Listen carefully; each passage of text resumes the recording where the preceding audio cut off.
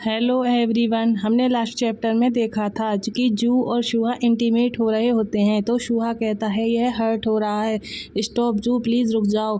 तो जू कहता है यह नॉटिंग है, जब तक यह नहीं रुकता हमें बस वेट करना होगा। वह उसके बाद स्माइल करता है। उसके बाद हमें दिखाया जाता है कि जू और शुहा इंटीमेट होने के बाद बैठे होते हैं। तो जू कॉफ़ी पी रहा होता है। तो शुहा कहता है क्या तुम्हें इसका रिग्रेट नहीं है। यह सुनकर जू शुहा की तरफ देखता है और फिर पूछता है किस बात, रिग्रेट किस बात का। शुहा कॉफी के कप को लेते हुए कहता है यह इस तरह से निकला इस बात का। यह सुनकर जू एक स्माइल करता है और कहता है रिग्रेट से अधिक यूजलेस कुछ भी नहीं है और मैं बेकार की चीजों से बचना चाहता हूँ। तो शुहा कहता है इसका मतलब है कि तुम्हें रिग्रेट नहीं है, राइट। जू हंसकर कहता है यस। तो यह सुनकर शुहा स्माइल करता है और वह बहुत खुश हो जाता है। फिर जू शुहा को फिंगर से इशारा कर कर अपने पास बुलाता है। यह देखकर शुहा कॉफी के मग को टेबल पर रखकर जू के क्लोज जाकर उसे किस करता है। फिर शुहा अलग हटते हुए कहता है मेरी एक रिक्वेस्ट है। तो जू कुछ नहीं बोलता। तो शुहा हेजिटेट करते हुए कहता है क्या तुम मुझे बाथरूम में ले जा सकते हो। यह सुनकर जू शुहा की तरफ देखता है और एक अजीब सी स्माइल करता है। फिर हमें दिखाया जाता है कि जू शुहा को गोदी में उठाकर बाथरूम में ले जा रहा होता है। फिर सीन शूट होता है और हमें बाथरूम का सीन दिखाया जाता है जहाँ पर जू शुहा को बेली से पकड़कर कहता है यहाँ। यह देखकर शुहा पलटकर जू की तरफ देखता है। तो जू कहता है क्या तुमने मुझे से या तुम्हें यहाँ लाने के लिए इसलिए नहीं कहा क्योंकि तुम्हारी लेग्स में स्ट्रेंथ नहीं थी, इसलिए मैं तुम्हें सपोर्ट कर रहा हूँ, मैं विचारशील हूँ। तो शुहा कहता है मैं अभी भी खड़ा रह सकता हूँ। तो जू हंसते हुए कहता है अब कुछ भी छिपाने का कोई मतलब नहीं है। यह बोलकर जू शुहा की बेली पर प्रेस करने लगता है जिससे शुहा कांपने लगता है और वह सब बाहर निकल जाता है। फिर शुहा कहता है क्या होगा अगर मैं प्रेग्नेंट हो जाऊं। जू शुहा के ईयर के क्लोज आकर कहता है फिर बर्थ दो यदि तुम चाहते हो। तो यह सुनकर शुहा जू की तरफ देखता है और कहता है क्या मैं कर सकता हूँ। कहता है उसमें कोई बुराई नहीं है। तो शुहा खुश होते हुए कहता है मुझे खुशी हुई कि जू हेवन सीसी इससे एग्री है। तो यह सुनकर जू कहता है जू हेवन सीसी। तो शुहा कहता है हाँ जू हेवन सीसी, क्या इससे तुम्हारी फीलिंग हर्ट हुई। तो जू कहता है बिल्कुल नहीं, तुम जो चाहो मुझे बुलाओ। फिर वह उसके प्राइवेट पार्ट पर टैप टैप करते हुए कहता है और अपना बिजनेस शुरू करो। यह सुनकर शुहा ब्लश करने लगता है और जू हेवन शुहा के कंधे पर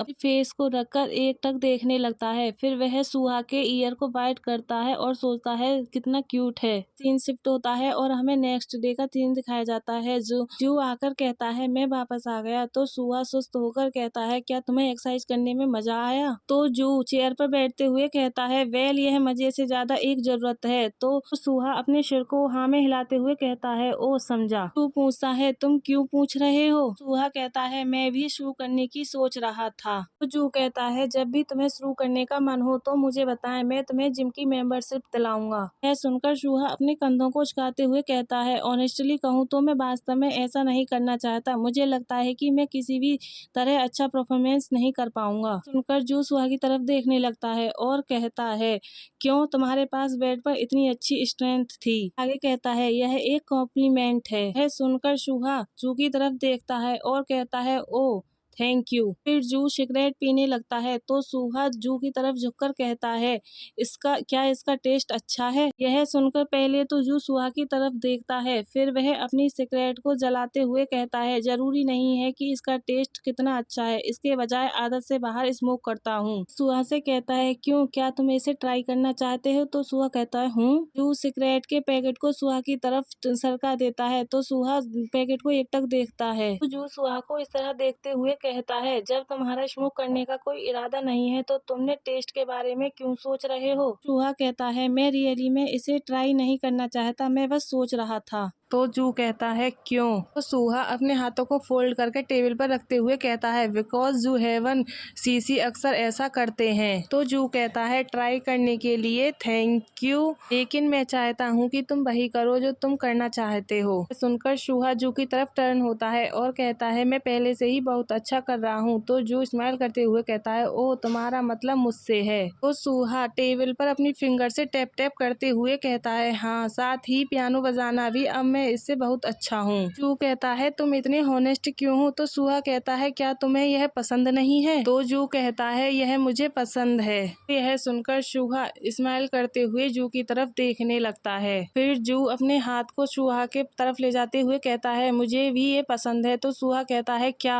तो जू सुहा को नेक से पकड़कर अपने क्लोज करते हुए कहता है जो अभी तुम्हारे एक्सप्रेशन है वो। फिर सीन शिफ्ट होता है, हमें जू और सुहा को बेड पर नेकेड लेटे हुए दिखाया जाता है।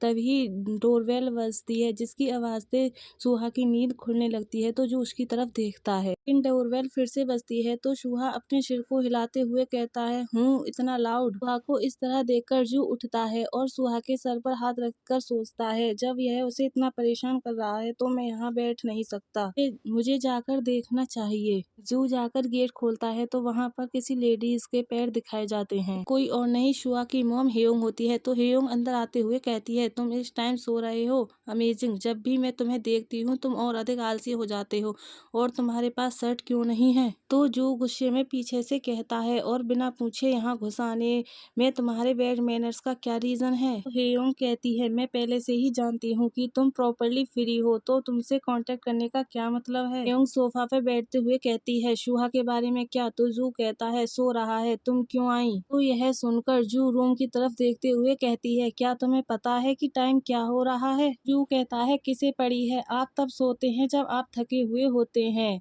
चाहे टाइम कोई भी हो। सुनकर हेयोंग गहरी सांस छोड़ती है और कहती है क्या तुम बच्चे के सामने मैच्योर एक्ट नहीं कर सकते? हर टाइम प्ले बॉय की तरह एक्ट करने से वह क्या सीखेगा? जू कहता है मैंने कहा कि मैं उसे अपने साथ रखूंगा, उसे एजुकेट नहीं करूंगा। वैसे भी वह चीजें सीखने के लिए बहुत ओल्ड हो गया है। हेयोंग अपनी पर्स में से कुछ ढूंढते हुए कहती है तुम अभी भी बकवास करने में माहिर हो, अब तक यह भी तुम्हारा एक टैलेंट है। तो यह सुनकर जू हंसता है और कहता है क्या तुम्हें लगता है कि केवल मैं ही ऐसा टैलेंट रखता हूँ? हेयोंग कुछ डॉक्यूमेंट्स को टेबल पर फेंकते हुए कहती है जो कुछ भी, मैं अकेली हूँ जो तुमसे बहस करके थक गई हूँ। आइए सुहा को कनाडा भेजें, मुझे लगता है कि यह हम सभी के लिए अच्छा है।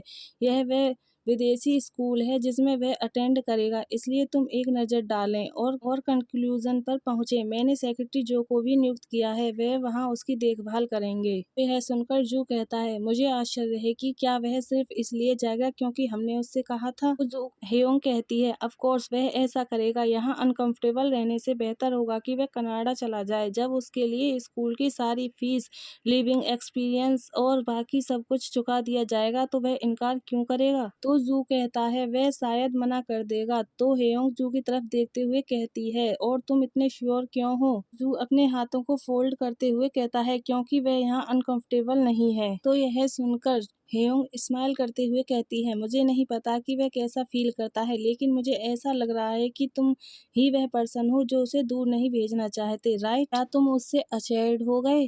जू कहता है शायद। तो हेयोंग कहती है हाँ, तुम सभी लोगों में से।